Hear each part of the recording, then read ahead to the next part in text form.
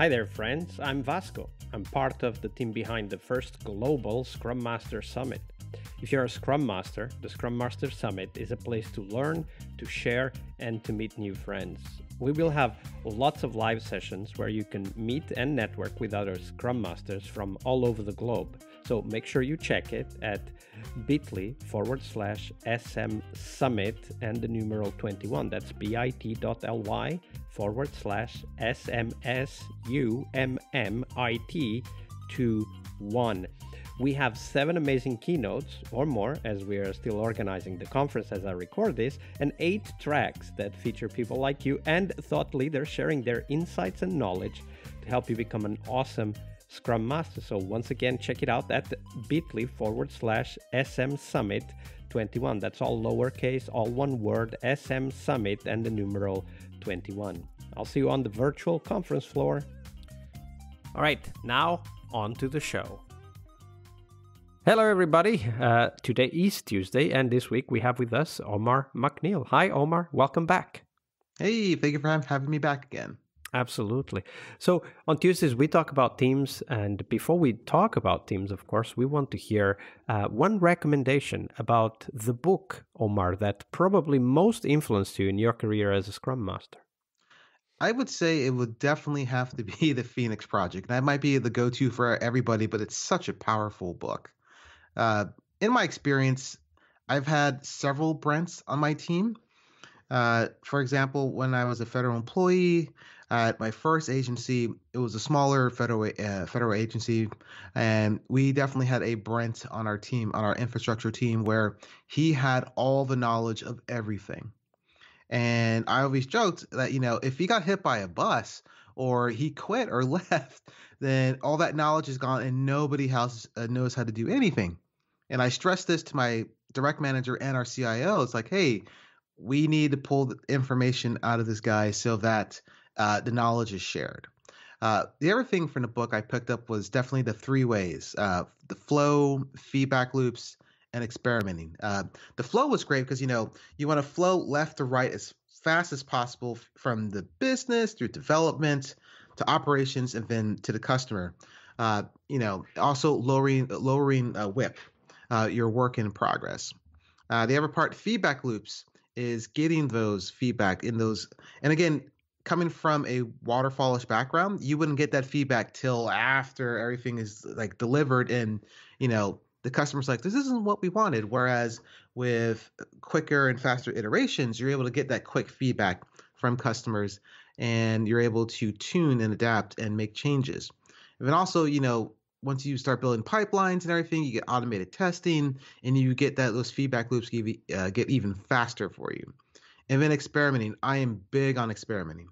There's a quote I took from a different podcast for like a year or two ago is, you want to create a culture where it is okay to fail, but it is not okay not to learn. So it's okay. We're going to experiment. We're going to try things. We're going to learn from those failures. We want you to fail so that we can learn and we can adapt and we can continuously improve the way we do work. That's some of the big things that I picked up from the Phoenix Project. I read it once. And then I also bought the audiobook.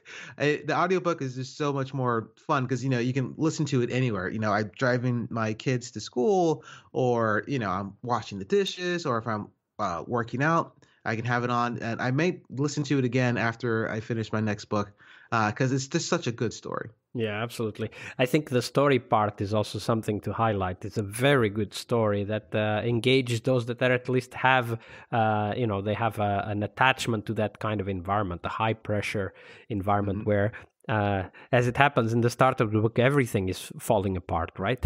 And then how they recover from that. It's a great book indeed. I will put the link on the show notes for everybody to find it.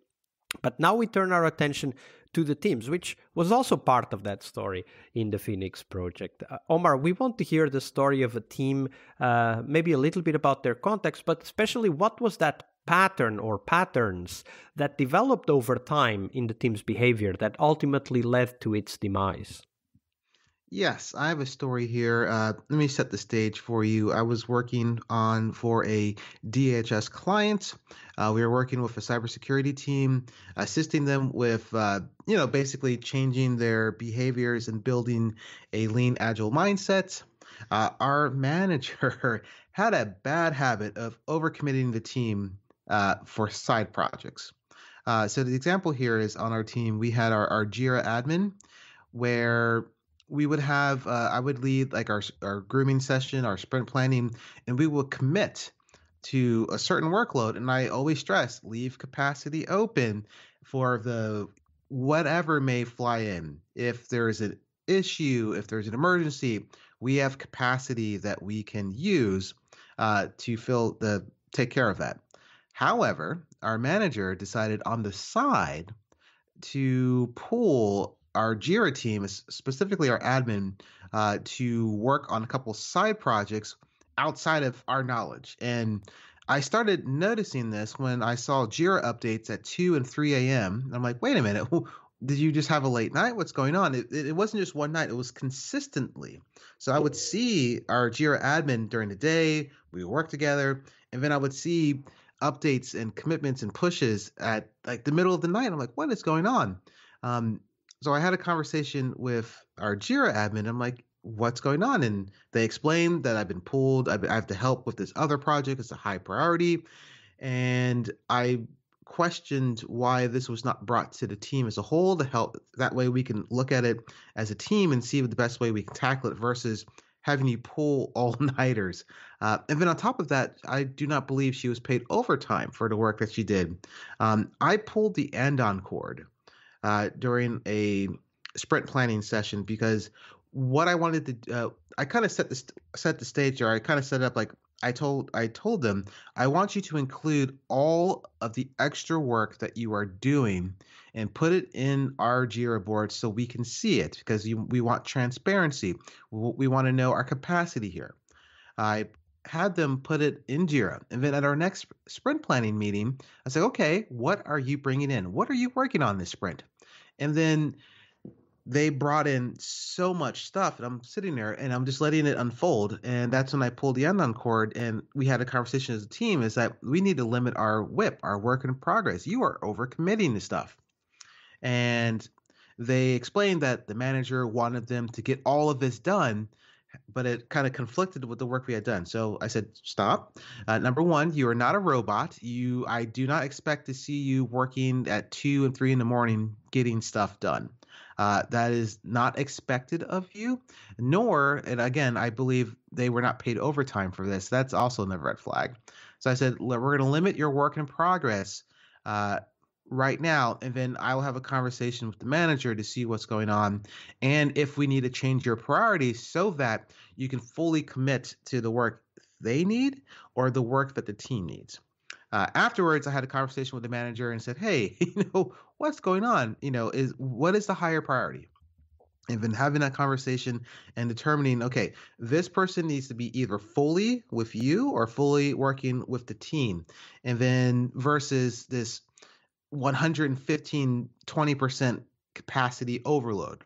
So what ended up happening is that the work that the side project was actually very important. So we had to split time. So we lowered the capacity for that team, for our Jira admin for the remaining sprints so that they were not overcommitted. But we also had a conversation about, hey, we're splitting duties here. We're lowering our WIP. So here's the impact. The outcomes that we initially agreed to that we're going to hit based on velocity and everything, we're not going to hit that because we are pulling our admin out so that they're not overloaded. And they accepted it, and that's just worked that way for a bit. But again, it was just overload and trying to remove that, and having that manager. The important thing is having a conversation with the manager once you realize what is going on, and then having a conversation like, hey, we need to stop this person. Again, it's not a robot. We need to figure out the best way to work.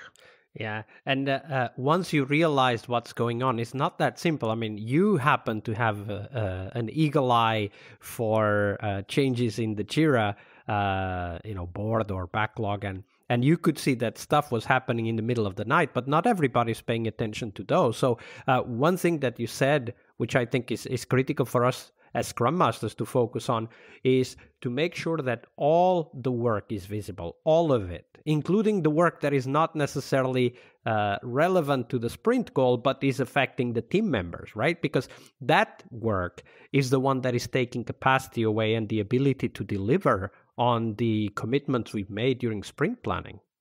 That is correct. And I actually had a long conversation with the manager about that we need to show all the work the team is doing, even if it's like, spending an hour doing research or user interviews. Those things were not on the boards. Like that needs to be on the board so we can see exactly what people are doing and seeing where we're at and how much real capacity or velocity that we're running at. Absolutely. I usually use the phrase, if you can't see it, you can't manage it. So whether you use a paper or wall board or you use an electronic board, do make sure that all the work the team is working on, anything that is more than, half an hour, should be listed so that people can then make deliberate decisions about what they can accomplish by the end of the sprint. Yes. Put it all on there. Great story. Thank you for that, Omar. You're most welcome. Tuesday is Team Day here on the Scrum Master Toolbox podcast. But tomorrow we talk about something that goes beyond the work we do with the teams. We will talk about how to lead change and what our guests have learned from leading and participating in change programs during their career. See you tomorrow. We really hope you liked our show. And if you did, why not rate this podcast on Stitcher or iTunes? Share this podcast and let other Scrum Masters know about this valuable resource for their work. Remember that sharing is caring.